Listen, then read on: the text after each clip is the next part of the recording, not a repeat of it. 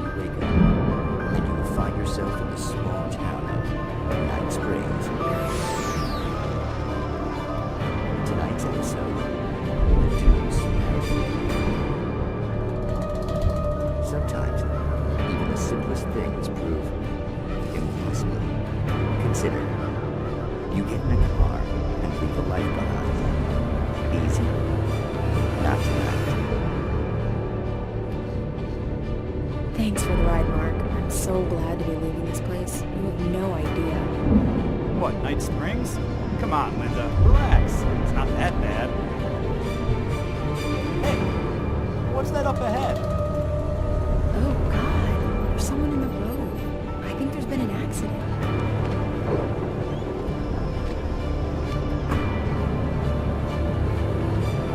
Are you alright? Oh no, Linda! Oh no! It was me on the road! Wait! Tell him to watch out for the truck! Watch out for the truck! My God, Mark?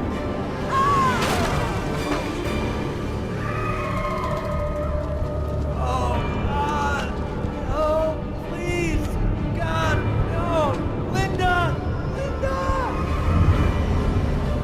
Thanks for the ride, Mark. I'm so glad to be leaving this place. What, Night Springs? Come on, Linda, relax. It's not that bad. Hey, what's that up ahead? Oh, God. There's someone in the road. I think there's been an accident.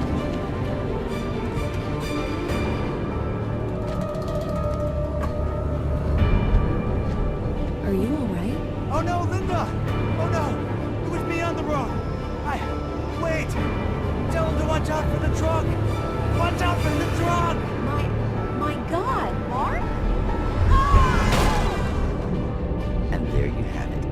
A vicious cycle, brutally punctuated by the blast of an air horn and screaming metal. Many roads are dangerous, but none more so than the one that leads away from Night Springs.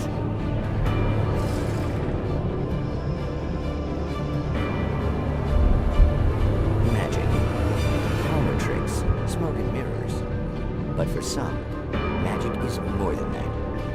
a way of working the secret machinery of reality itself. And more than one member of that eldritch brotherhood can be found in Night Springs. Tonight's episode, What's in a Name? We find an old man standing on an old, rusting, derelict bridge, leaning his bony frame against the cold steel. And though he looks idle, he is hard at work. His young apprentice attends to him, as good apprentices do. Yes, yes.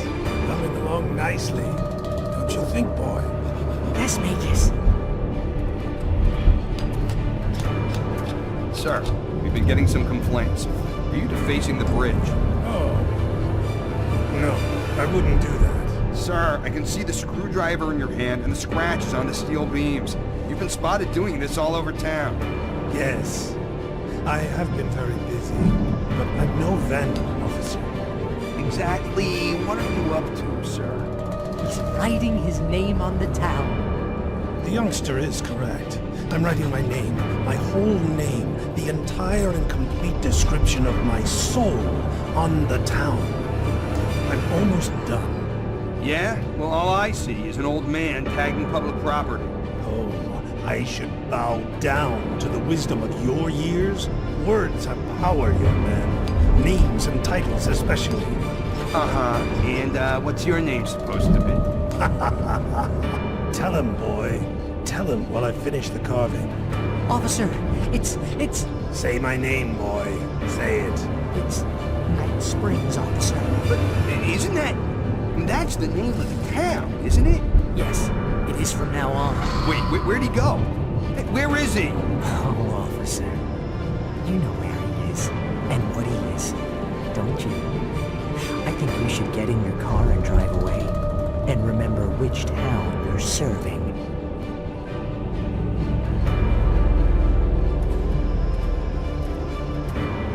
Your will be done, Magus. Ah, yes. There are too many little towns to count, all of them with some little magic of their own. But some towns have more personality than others, and none more so than Night Springs.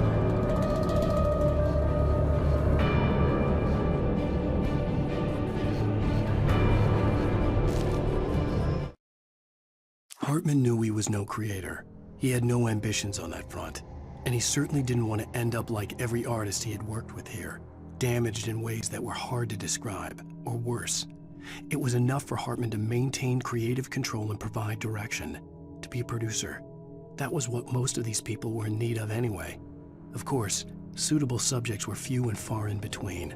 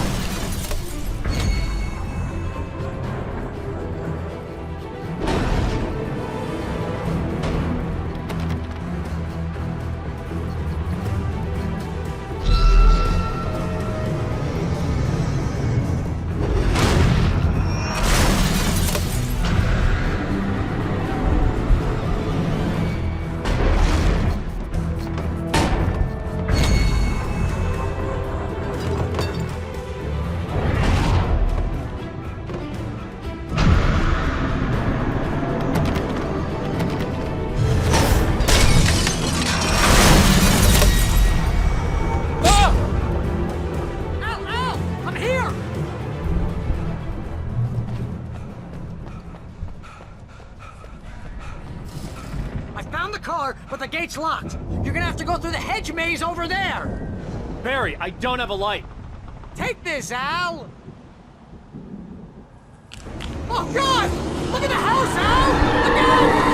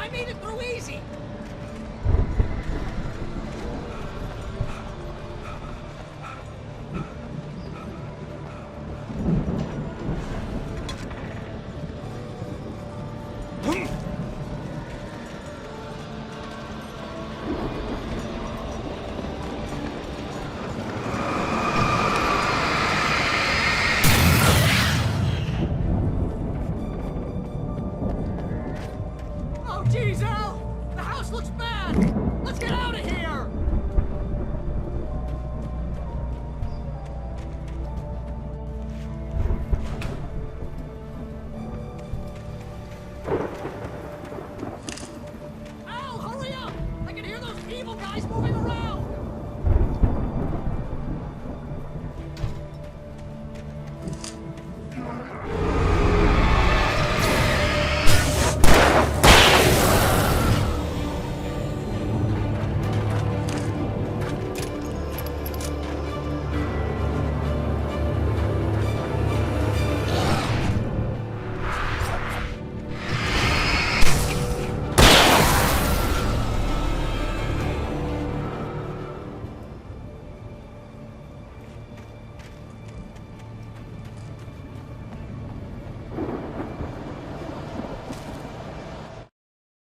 I stared at the Viking paraphernalia that littered the area, surrounding an unlikely centerpiece. A full-size stage complete with an impressive sound system with all the trimmings, including a dragon. It took a special kind of crazy to build something like this in a remote field. When the sky split open with a deafening boom and the music started blasting, it felt strangely appropriate.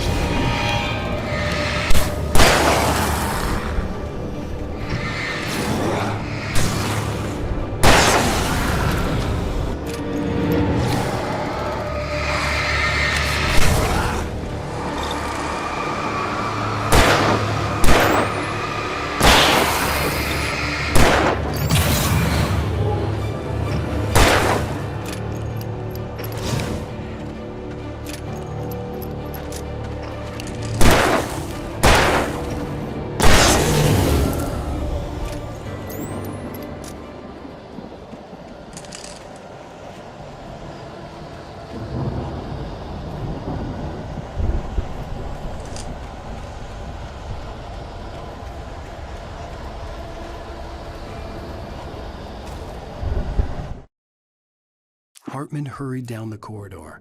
He had disliked leaving Wake when he was surely at his most susceptible to therapy. But this was not an ordinary storm. Wake had been writing, and he had woken something up in the depths of the lake. Now, it was coming for him. Hartman had naturally prepared for a situation like this. The idiot brothers would keep Wake distracted while Hartman double-checked everything, just to be sure.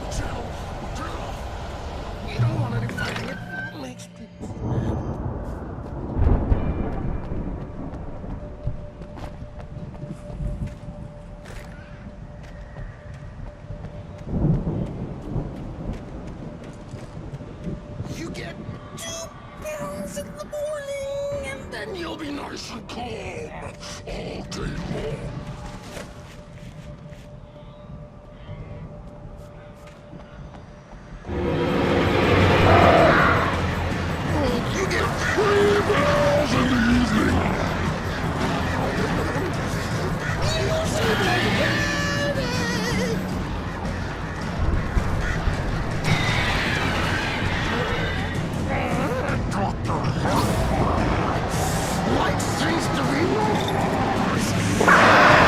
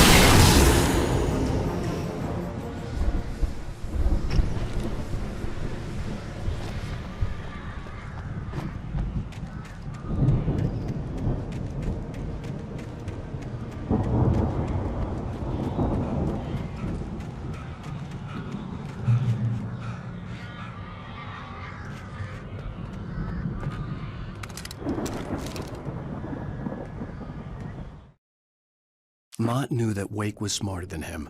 Wake had more money, a beautiful wife, everything. And Hartman said Wake was important. That made him better than Mott. But Mott was calling the shots now. He'd expected Wake to whimper and grovel, but instead, he seemed willing to fight. Mott knew he'd gotten under Wake's skin. If only Mott actually had his wife. The thought made him shiver.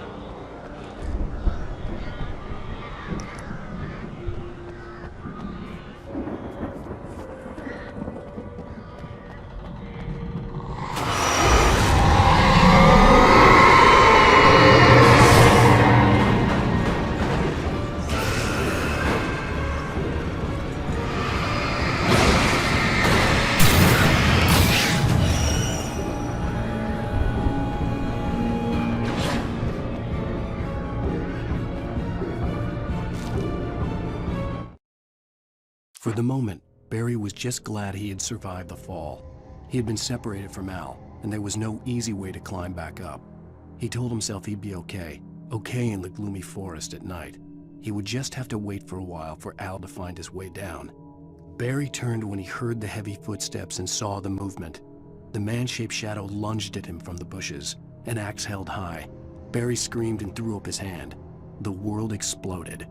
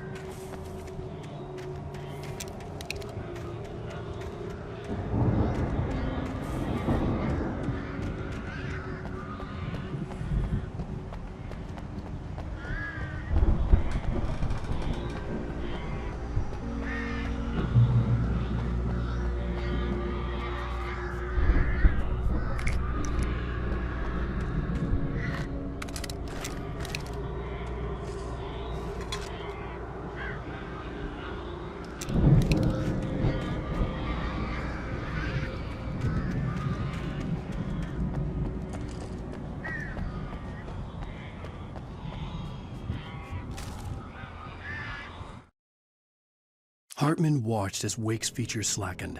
The man was bullheaded, no doubt. Even lying on the bed, he'd almost broken Hartman's nose the second time. But with a little time, he could break Wake down, give him proper direction.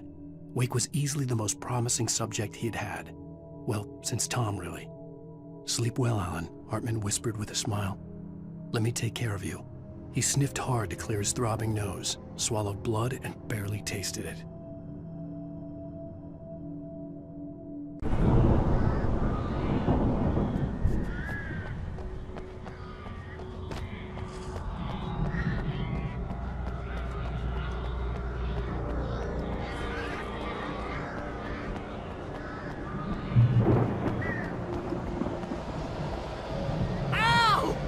alive!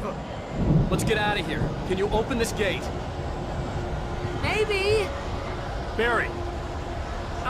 Well, I slammed it shut when the nasty showed up, and the key fits kind of loose in the lock, so, Barry!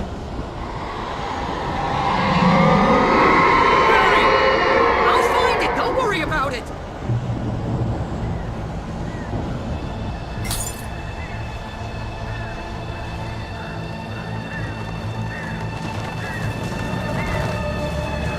Hurry up, Barry! I'm on it!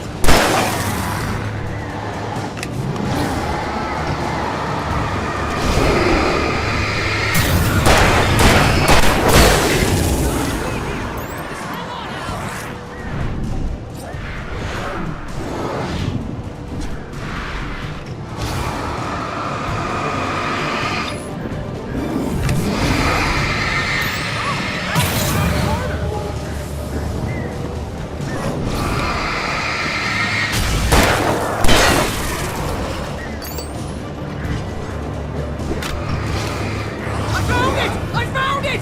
Ah, no, wait,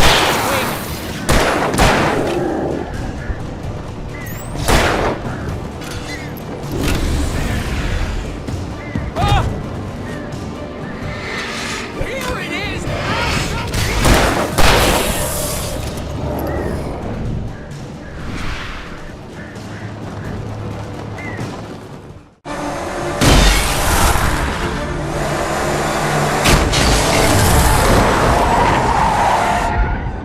Al, please tell me we're headed for the nearest "You're now leaving Bright Falls. Come back soon" sign. We're going to the Anderson farm. I knew you were gonna say something like that. You know what? You owe me big time for this. When this is through, if we make it, I don't care what anybody says, I'm done with darkness. You're gonna buy me a tanning bed as a gift, and I'm gonna live in it.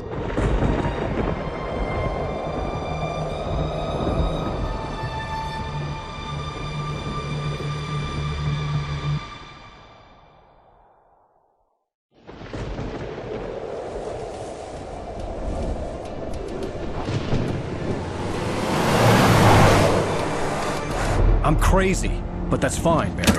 Oh, you got that right, Al. You're barking mad. You are by far the But craziest. maybe that's inevitable when you deal with crazy stuff like this. It helps.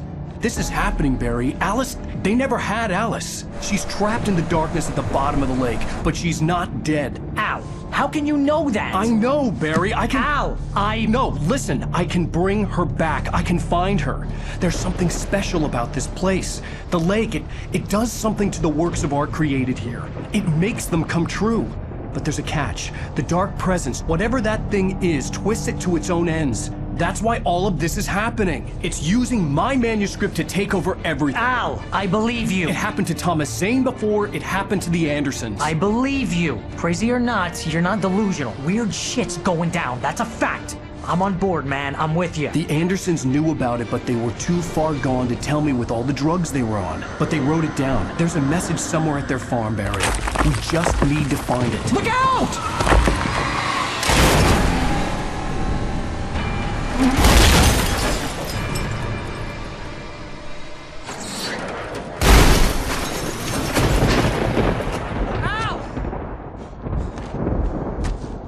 God damn it, Al, talk to me!